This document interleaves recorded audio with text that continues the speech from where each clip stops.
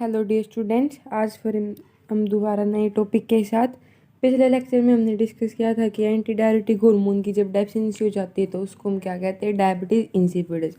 आज हम पढ़ेंगे कि जब जो एडीएच हार्मोन है उसकी एक्सेस या हाइपर सिक्रीशन या हाइपर फंक्शनिंग हो जाती है तो हमें उससे क्या क्या प्रॉब्लम होनी स्टार्ट हो जाती है। तो इस डिजीज़ कंडीशन को हम क्या कहते हैं, syndrome of inappropriate anti diabetic hormone. मतलब कि हाइपर सिक्रीशन हो गया या फिर हाइपर फंक्शनिंग होती है एडीएच हार्मोन की।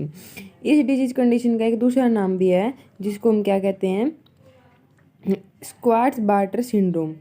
स्क्वाट्स बार्टर सिंड्रोम इस कंडीशन का दूसरा नाम है। ठीक है, उसके बाद है कि इसकी डेफिनेशन क्या होगी, हम इसको कैसे डिफाइन करेंगे। हाइपर सिक्रीशन हो जाए या फिर हाइपर फंक्शन हो जाए, मतलब उसका फंक्शन ज़्यादा बढ़ जाए एडीएच हार्मोन का, जिससे हमें क्या क्या दिक्कत होने लग जाती है। ओलिगी, ये करेक्टरिस्टिक फीचर है। मतलब अगर पेशेंट को ओलिग्यूरिया हो रहा है तो मान लो सबसे पहले हम एडीएच का ही देखते हैं कि एडीएच में तो कोई प्रॉब्लम नहीं है।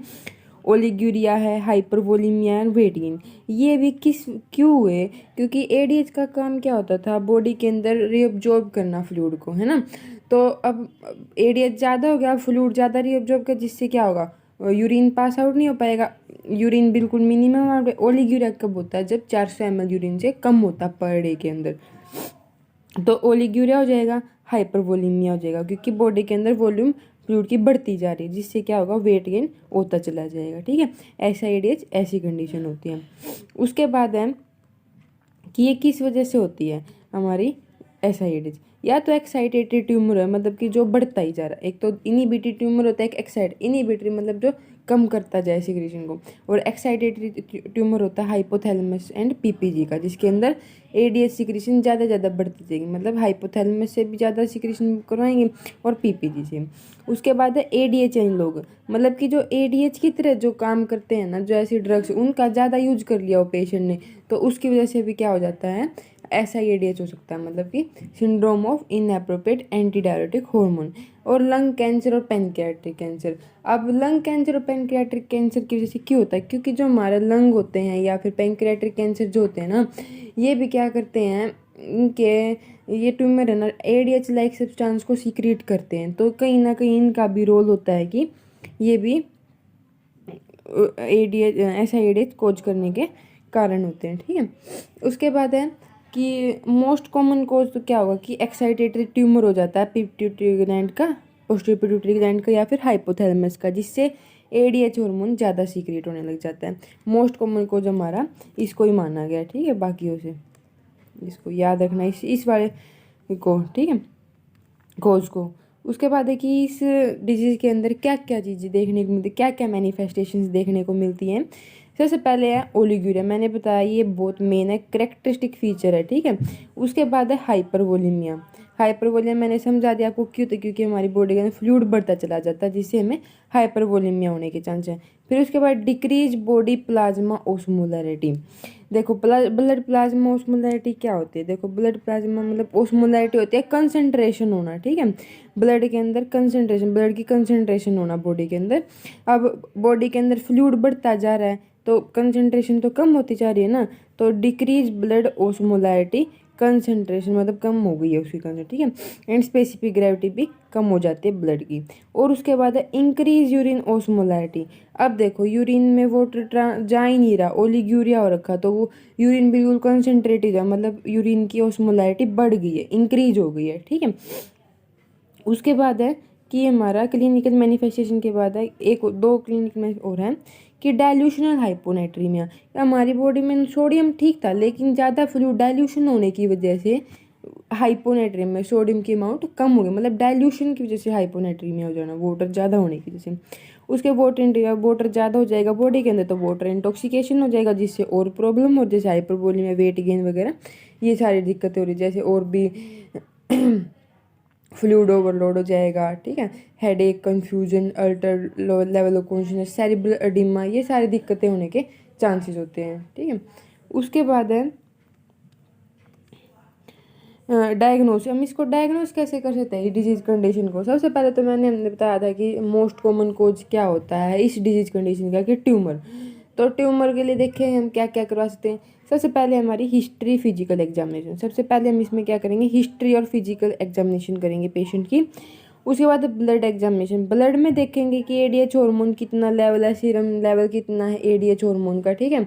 ब्लड प्लाज्मा ऑस्मोलरिटी कितनी है या फिर स्पेसिफिक ग्रेविटी कितनी है, ठीक है। उसके बाद है तीसरा यूरिन एनालिसिस, वही यूरिन की ऑस्मोलैरिटी चेक करेंगे, यूरिन की मतलब कि ज़्यादा ओलिग्यूरिया वगैरह पोलियो, ये सारी चीज़ें चेक करेंगे।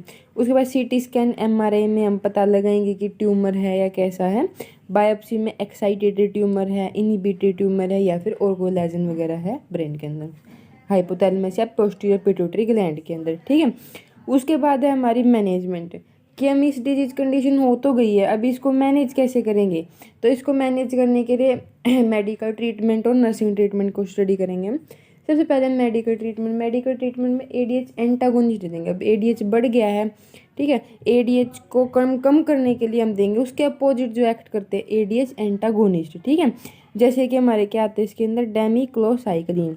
डेमिक्लोसाइक्लिन क्या करेगा हमारा, ये टेट्रासाइक्लिन की ड्रग कम्बिनेशन से मतलब लिया गया, वहीं से बिलोंग करता है टेट्रासाइक्लिन, ठीक है। तो इसके भी सेम इफेक्ट होते हैं, साइड इफेक्ट्स होते हैं जैसे टेट्रासाइक्लिन, जैसे हमारे टूथ स्टेनिंग वगैरह, ठीक है। उसके बाद है एडीएच रिसेप्टर एंटागोन। अब एडीएच का तो एंटागोनिस्ट दे दिया, अब जो एडीएच जिस रिसेप्टर पे काम करता है ना, उनके भी एंटागोनिस्ट, उनके भी अपोजिट देंगे ना, तो वो ब्लॉक कर देंगे रिसेप्टर को, एडीएच एंटागोनिस्ट या फिर ब्लॉक कर देंगे, ठीक है। जैसे कि हमारे कोनीवेप्टन, टोलवेप्टन। कोनीवेप्टन जो हमारी मोस्ट इंपॉर्टेंट ड्रग की ड्रग ऑफ चॉइस होती है हमारी एसआईडीएच की, ड्रग ऑफ चॉइस इन एसआईएडीएच, ये ड्रग आप याद रखना, और कोई ड्रग याद रहे ना रहे लेकिन ये याद, और डेमिक्लोसाइक्लिन, ये दोनों याद जरूर करना, ठीक है। उसके बाद है कि हम इसके अंदर एंटी हाइपरटेंसिव ड्रग, क्योंकि फ्लूइड ओवरलोड हो गया तो हाइपरटेंशन होने के चांसेस होते हैं, ठीक है। डाययूरेटिक, क्योंकि ओलिग्यूरिया हो रखा है तो यूरिन पास आउट हो जाए पेशेंट को, तो डाययूरेटिक्स भी देते ताकि यूरिन पास आउट हो जाए, ठीक है। और इसके अलावा 3% एनएस वगैरह भी अगर नीडेड हो तो हम इसके अंदर एडमिनिस्टर कर सकते हैं। तो ये हमारी छोटी सी डिजीज कंडीशन थी कि एसआईडीज को कैसे हम मैनेज करेंगे, ठीक। उसके बाद हमारी नर्सिंग मैनेजमेंट क्या होती है, देखो अब इन मेनली तो यूरिन ओलिगुरिया ये चीज़ों की वजह से हो रखी दिक्कत है ना, तो इसके अंदर हम क्या करेंगे, इनटेक आउटपुट मॉनिटर करेंगे। वेट गेन हो रखा है तो हम इसके अंदर वेट गेन मॉनिटर करेंगे।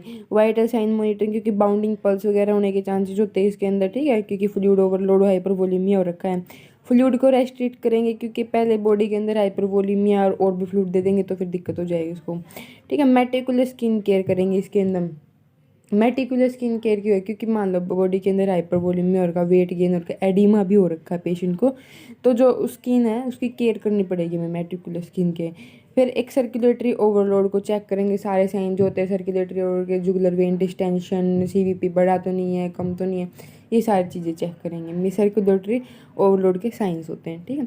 आई होप आप लोगों को ये टॉपिक समझ में आ गया होगा, SIADH। तो इसी के साथ पोस्टीरियर पिट्यूटरी ग्लैंड के सारे हार्मोन्स या उनकी डिजीज कंडीशन कंप्लीट होते हैं। PPG के अंदर हमने 2 हार्मोन के बारे में पढ़ा था, ADH हार्मोन और ऑक्सीटोसिन। ऑक्सीटोसिन का मेनली काम यहाँ पे नहीं है, वो गायनाकोलॉजी के अंदर काम होता है ज़्यादातर। तो ADH की मैंने आपको एक डायबिटीज़ इंसिपिड डिजीज पढ़ाई थी, दूसरी हमने SIDH आज जो पढ़ लिया है। इसके बाद हम नेक्स्ट क्लास के अंदर थायराइड ग्लैंड के बारे में डिस्कस करेंगे। Please like share subscribe our YouTube channel. Thank you.